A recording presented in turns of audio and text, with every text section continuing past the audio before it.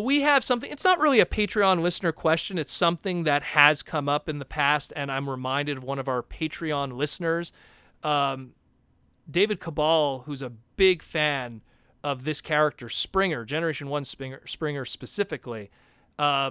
He always wonders, and he always wanted a history lesson of Springer, and he will get, one day I'm going to give him a full Springer toy tutorial on my Proto Retro channel. But today what we're going to discuss for him is what is the best Springer toy? And that is one because what's interesting about it is I want to separate it kind of into two categories, official and unofficial. We'll start with that first of all, because I feel that the best official Springer toy is still yet to come in one form, in the sense that we have the Siege Generation Springer that's coming out, which looks like a really good Springer toy. And on top of that, we've still yet to get something of a masterpiece from the Takara Tomy side of things, if and when that does happen. So between the two of those, like it's something where, from the official side of things, my answer is going to be a little more limited right now and more of a history lesson, if anything. While the, let's call it the third party side of things, is a lot more interesting.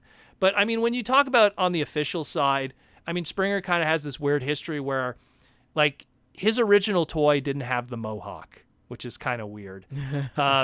His original 1986 Triple Changer didn't have the mohawk, but it was still a pretty cool toy, kind of limited for what it was, like most Triple Changers were back in 86 and 85.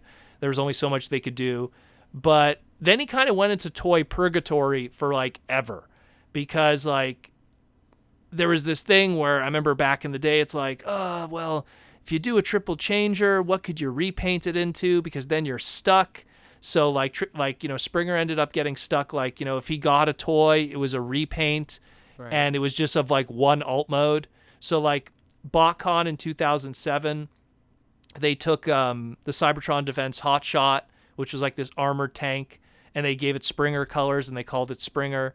And then the Universe 2.0 line, they took Live Convoy, also known as, what was it called? Evac, from Cybertron, who was a helicopter, but just a helicopter. And they gave him Springer colors, so they called him Springer. And in Japan, they had this helicopter character in Super Link. In Energon, we knew him as Bulkhead, kind of confusing. Yeah. There was a character called Bulkhead that was a green helicopter, but in Japan he was called Sprang, which is Springer's name in Japan. He's called Sprang, and and then it just keeps going. Like, even like we had the Creo. Like, we had a Creo, same thing, only turned into a helicopter. Right. We had the GDO, which used one of the movie toys, which I'm trying to remember, which I think it was Tomahawk was the name of the helicopter. And, same thing, only turned into a helicopter. And this was in 2012. And they gave it a Springer-like head sculpt, but it turned into Springer, but it was just a helicopter. And then in 2013, everything changed. And we got our very first Triple Changer Springer toy in what seemed like forever. And I almost felt like we went through all these years of weird Springer toys because, like I've said, Hasbro has to keep the trademark. Yeah. So they got that trademark all the way back in 2007, obviously because the Bay movies really picked up steam. And then they're just like, we got to get all our trademarks back. So they kept, Springer alive for like a good 6 years. And then they finally released that thrilling 30 Generation Springer, which is based off of, I want to say, like the Last Stand of the Records Nick Roche kind of design, which people were polarized on. Some people really liked that design because they like Last Stand of the Records, right? And some people don't like that design because it wasn't very G1. Okay. And this mold would get multiple repaints throughout the years. It got the Takara Tomy repaint. It got the Platinum Edition repaint, which came in a box set. It got repainted into all kinds of different stuff. Cloud Rodimus, the Battle Trap. It got retooled into Sandstorm. Like, that mold saw a lot of action. And then Springer got a whole bunch of other weird things here and there. Hero Mashers, all kinds of, like, little figures here and there. There was even a movie Springer where they took the biplane, which has the two propellers, I forget what they're called, and they did a legend scale one. They just called it Movie Springer. So there's even a Movie Springer toy, which is a green helicopter, not a Triple Changer. So, but the best Springer toy that I think that we have thus far, and it really is like an amazing Springer toy, even though I don't have it yet, is the War for Cybertron Siege that we talked about in the past. It looks like the character model. It looks really good. And it's planned, at least for in terms of the Japanese release, it's going to be in September of 2019. We don't really have a date when it's going to be coming out in America yet, but it probably will be before that or around that time, if so. But when we're talking Springer, I think where all those weird things that happened in Springer's history from 2007 moving forward, it doesn't compare in contrast to Springer's history with third party. Yeah. And I think that Pretty because, in-depth. well, Springer is one of those characters that is very popular within Transformers lore. He's one of those, like I call him like the Han Solo, the Boba Fett, where he has a good. Before we got like an influx of like Han Solo characters like Guardians of the Galaxy and stuff like that.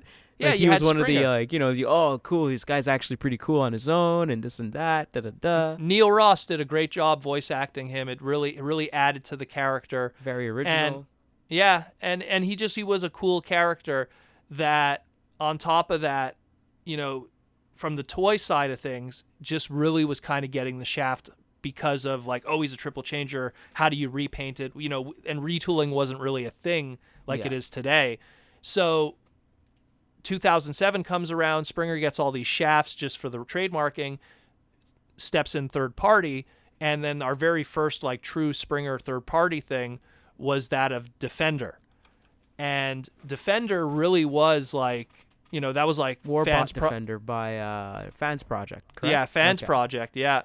And Fans Project really was like, hey, here's our standalone third-party Springer. And, today, people are like, ugh, like Defender, like, why would I want this? But back in the day, that thing was serious business. Yeah. Like, he was definitely like a league of his own. The fact that he was dual wielding pistols. You can actually keep them in his hands, and then you can move the hands into the holsters. I remember Vangelis did a really, really good review of them. Oh yeah, it's like all the little idiosyncrasies of that toy. One of Vangelis's first videos, going way back in the day, a review of Defender. Definitely check it out. It's just like that was like just from even third parties' history. And Fans Project's history specifically, one of the very first, not one of the first things, but one of the early things that they did in third parties' history.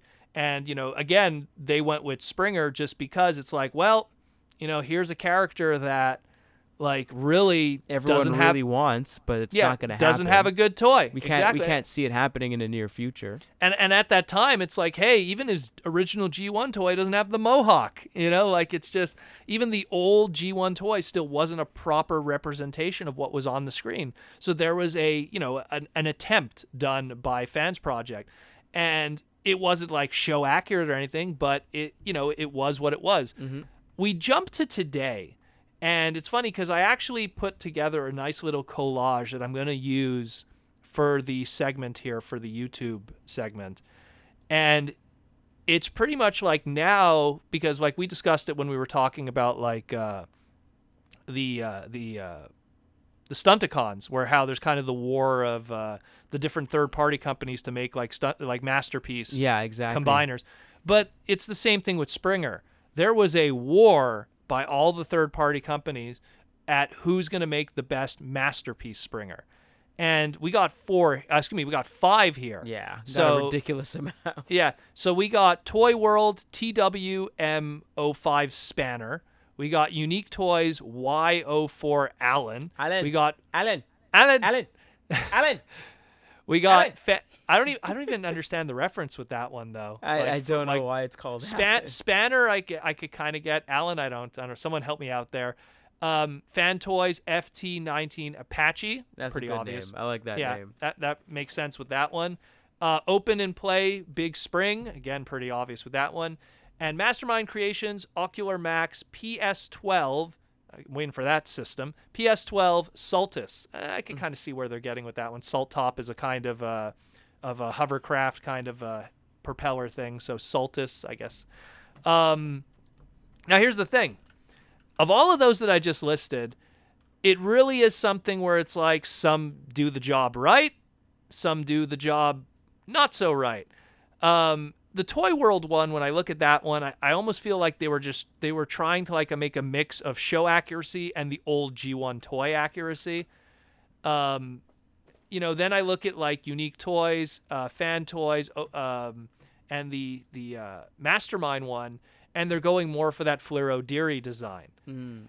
Okay. If I had to pick one, and I haven't really messed with any of these, but if I had to pick one, and I looked at different photo shoots too, just from different angles, the Mastermind Creations one seems to be like the best representation at the moment of Fluoro Deary's design.